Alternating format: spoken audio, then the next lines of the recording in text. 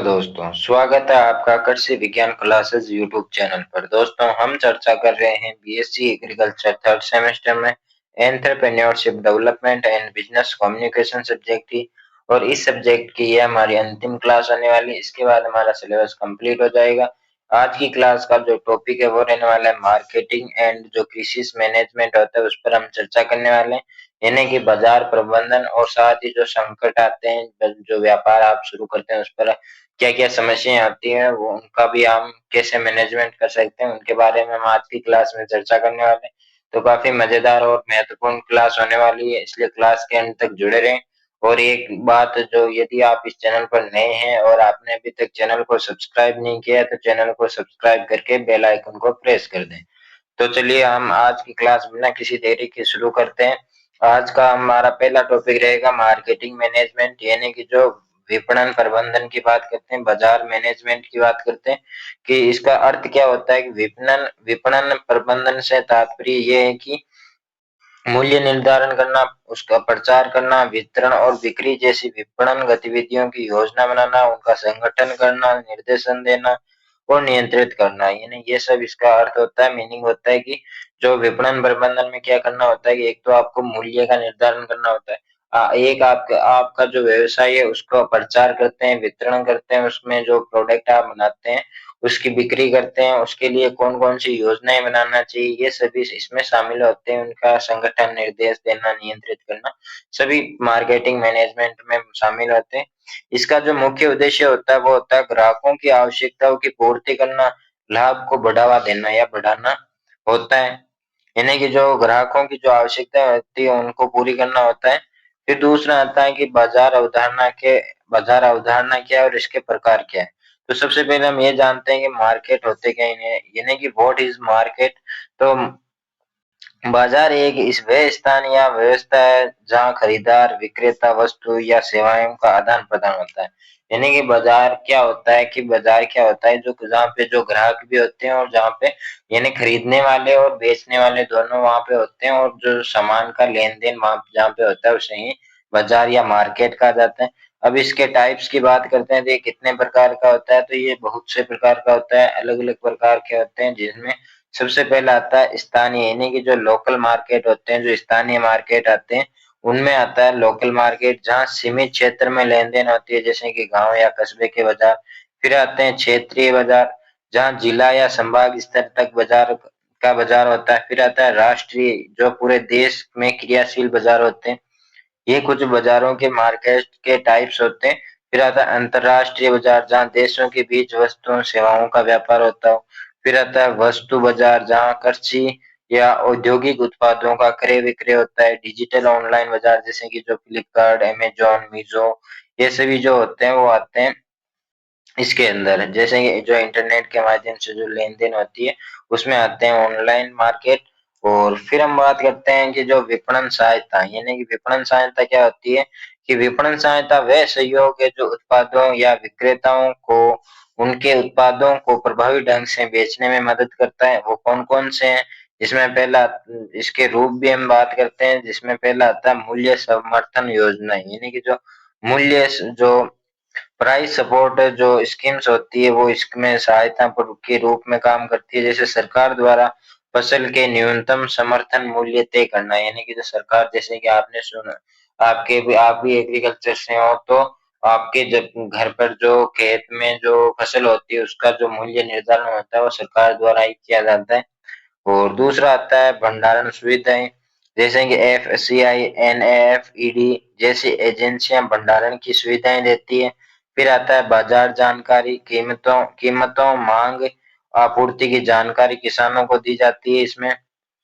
और फिर अगला जो आता है वो आता है ट्रांसपोर्ट सपोर्ट, यानी कि माल ढुलाई के लिए ट्रकों रेल सुविधाओं की मदद की जाती है। ऋण सहायता में किसानों को फसल बिक्री से पहले फाइनेंस दिया जाता है। ये सभी इसके जो सहायता सहयोग के रूप होते हैं, अलग अलग रूप होते हैं, लगभग 5 हमने यहाँ पे चर्चा की है। फिर आती है जो मार्केटिंग स्ट्रेटजीज, यानी कि विपणन रणनीतियां की बात करते हैं, जिनमें पहले आती है विपणन रणनीति। एक दीर्घकालिक योजना होती है जिसका उद्देश्य बिक्री बढ़ाना, ब्रांड का पहचान बनाना और अधिक ग्राहकों तक पहुंचना। यानी कि जो विपणन रणनीति जो होती है वो होती है एक दीर्घकालिक योजना होती है, और उसका जो उद्देश्य होता है वो बिक्री को बढ़ाना, ग्राहकों को आकर्षित करना, अपने जो ब्रांड होता है उसकी पहचान बनाना, ये इसका मुख्य उद्देश्य होता है। विपणन रणनीतियों के प्रकारों की बात करते हैं तो जिसमें सबसे पहले आती है प्रोटेक्ट प्रोडक्ट स्ट्रेटेजी, यानी कि उत्पाद रणनीति। उत्पाद की गुणवत्ता, पैकेजिंग, नवाचार और डिजाइन पर ध्यान देना। दूसरी आती है मूल्य निर्धारण रणनीति, जिसमें प्रतिस्पर्धा और उपयुक्त मूल्य निर्धारण किया जाता है। यानी इसमें जो मूल्य का निर्धारण होता है कि आपको कितने रुपए, मतलब कितने मूल्य में आपको विक्रय करनी है, या कितने मूल्य में आपको जो ग्राहकों को उत्पाद या प्रोडक्ट देना है। फिर आता है प्रचार रणनीति। इसमें क्या होता है कि आपको टीवी, सोशल मीडिया, रेडियो के माध्यम से आप अपने व्यवसाय का प्रचार करते हैं, आप अपने जो प्रोडक्ट है, जो उत्पाद है उसका आप प्रचार करते हैं। वितरण रणनीति में क्या आता है कि उत्पाद को सही समय पर सही स्थान पर उपलब्ध कराना। फिर आता है लक्षित बाजार रणनीति, यानी किसी विशेष ग्राहक वर्ग की पहचान करके उसे लक्षित किया जाता है। जैसे कि जैसे किसानों को, जब किसान जो अपना जो खाद बीज की दुकान है वो किसानों को लक्षित करके वो अपना खाद बीज की दुकान पर खाद और उर्वरक बेचते हैं। इस तरह से होता है ये। फिर हम बात करते हैं, ये हमारा जो आज का टॉपिक था कि जो मार्केटिंग मैनेजमेंट, ये यहाँ पे कंप्लीट होता है। इसके बाद हम बात करते हैं जो संकट प्रबंधन, यानी कि जो क्राइसिस मैनेजमेंट होता है उसके बारे में भी बात कर लेते हैं। तो सबसे पहले इसका अर्थ जान लेते हैं कि जो क्राइसिस मैनेजमेंट होता है वो होता है क्या है। कि संकट प्रबंधन एक ऐसी प्रक्रिया है जिसमें किसी उद्यम को प्रभावित करने वाली अप्रत्याशित घटनाओं की पहचान, तैयारी और प्रतिक्रिया शामिल होती है। यानी कि इसमें क्या होता है कि कुछ ऐसी भी, जब आप व्यवसाय शुरू करते हैं तो कुछ ऐसी अप्रत्याशित घटनाओं का सामना करना पड़ता है। तो इसमें संकट प्रबंधन में क्या करना होता है कि जो घटनाएं होती है, जो अप्रत्याशित जो घटनाएं होती है उनकी पहचान की जाती है, उनको उनके प्रति जो तैयारी की जाती है, साथ ही उनकी प्रतिक्रिया के लिए भी शामिल होती है। इन प्रतिक्रिया में आपको क्या निर्णय लेना है, ये सब इसमें शामिल होता है। इसका उद्देश्य जो होता है वो होता है नकारात्मक प्रभावों को कम करना, तेजी से सुधार सुनिश्चित करना। यानी कि इससे क्या होता है कि जो हम जो संकट प्रबंधन समय पर कर लेते हैं तो इससे क्या होता है नुकसान कम होता है, और हम समय पर और तेजी से जो संकट आता है उसका निवारण कर सकते हैं, उससे निपट सकते हैं। ये किन किन कारणों से आता है, या किस किस क्षेत्र में आता है, या किन के कारण आता है, इनके पे हम एक एक करके चर्चा कर लेते हैं।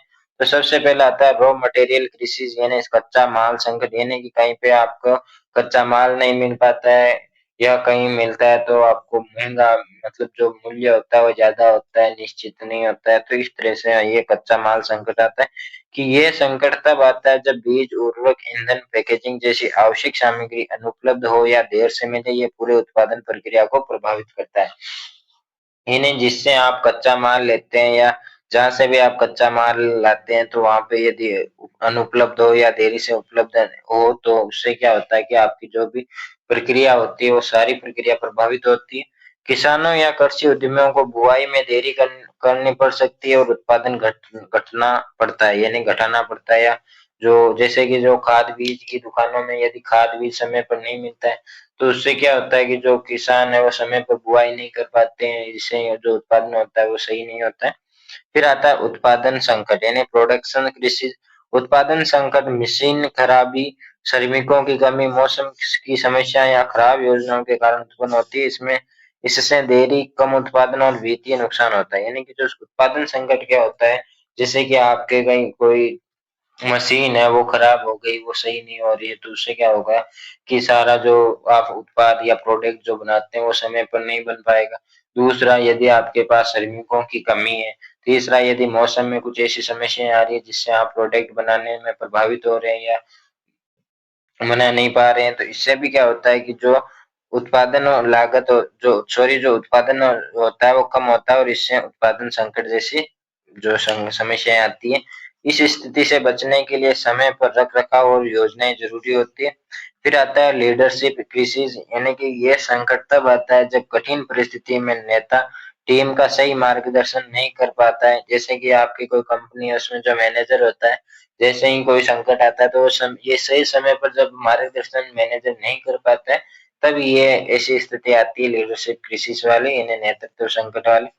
निर्णय न लेना संवाद की कमी स्थिति को खराब कर सकती है, यानी कि जो मैनेजर होता है या जो वहाँ पे जो लीडरशिप नेतृत्व करने वाला जो व्यक्ति होता है, यदि वो सही समय पर सही निर्णय नहीं ले पाता है या सही से जो एम्प्लॉय होते हैं उनको नहीं समझा पाता है, तो तब ऐसी समस्याएं आपको देखने को मिलती है।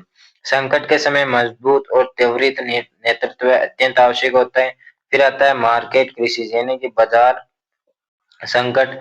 ये संकट तब आता है जब उत्पाद कम मांग, अधिक आपूर्ति या गिरती कीमतों के कारण नहीं बिकते हैं। इसमें उत्पाद बिक नहीं पाते हैं, भंडारण लागत बढ़ती है, आय में गिरावट आती है। यानी कि इसमें क्या होता है कि जो उत्पादन होता है वो उसकी मांग कम होती है, साथ ही उसकी जो अधिक आपूर्ति के कारण, यानी वो जैसे कि बाजार में जो ग्राहकों की संख्या कम है या किसी प्रोडक्ट की मांग तो कम है, लेकिन आप उस प्रोडक्ट को बहुत ज्यादा बना रहे हैं। इससे क्या होता है कि जो ये बाजार संकट वाली जो क्राइसिस वाली जो देखने को आपको मिलती है।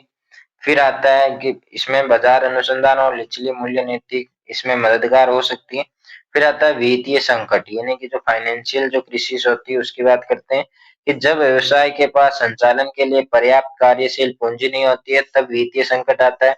इससे ऋण, वेतन या इनपुट की खरीद में देरी हो सकती है। यानी कि जो वित्तीय संकट होता है वो कब आता है, जब आपके पास पर्याप्त कार्यशील पूंजी नहीं होती, यानी आपके पास जो फाइनेंशियल जो पैसा होता है वो नहीं होता है, जिससे आप जो व्यवसाय आप चलाते हैं उसे सही रूप से संचालित नहीं कर पाते हैं, तब ये वित्तीय संकट आपको देखने को मिलता है।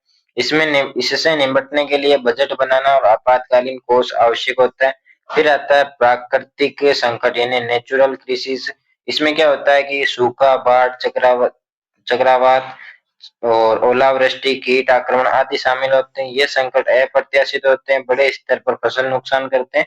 फसल बीमा, मौसम पूर्वानुमान और सहनशील किस्में ऐसे जोखिम को प्रबंधित करने में सहायक होती है। यानी कि जो प्राकृतिक संकट जो होते हैं वो अप्रत्याशित होते हैं, बड़े स्तर पर फसलों को नुकसान पहुंचाते हैं।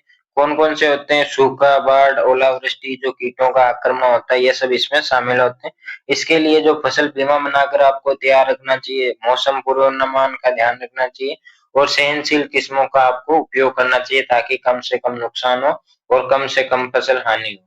तो ये आज का जो हमारा टॉपिक था ये यहाँ पे कंप्लीट होता है। आज का जो हमारा टॉपिक था वो था मार्केटिंग मैनेजमेंट, साथ ही क्राइसिस मैनेजमेंट, यानी कि बाजार का प्रबंधन, साथ ही जो व्यवसाय में जो संकट आते हैं उनका प्रबंधन किस तरह से करना चाहिए और कौन कौन से आपके संकट देखने को मिलते हैं और किस किस कारणों से मिलते हैं। ये आज का हमारा टॉपिक था। आई होप आपको टॉपिक अच्छे से समझ में आया होगा। यदि आपको संपूर्ण टॉपिक अच्छे से समझ में आया तो क्लास को लाइक करके, चैनल को सब्सक्राइब करके, बेल आइकन को प्रेस कर दें, ताकि जब भी क्लास अपलोड हो तब आपके पास नोटिफिकेशन सबसे पहले आए।